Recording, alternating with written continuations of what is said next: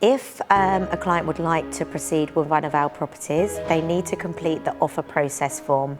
A link will be sent directly to them, which they need to complete. So the information that will be required will be their personal information, current employment, current landlord if they're renting, what their salaries are, the date they would like to move into the property, and any other further requirements. They will then respond back to the offer process link and they will pay 1 week's holding deposit. The 1 week's holding deposit will then take the property off the market subject to the potential tenant's references passing. Now, if somebody has a CCJ or bad credit, their reference will automatically fail. Some landlords will still proceed depending on what the CCJ is for and the amount. If that is the case, then a UK guarantor will need to be provided. A guarantor needs to be earning 36 times the rent to pass a reference, and they cannot have any bad credit themselves. For a normal applicant to pass a reference, they need to be earning 30 times the rent.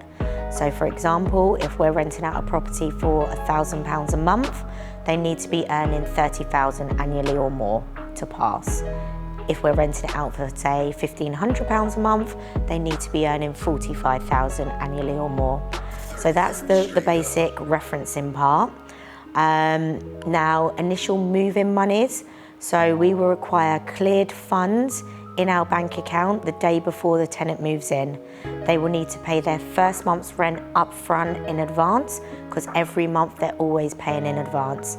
The deposit we take is usually a 5-week security deposit.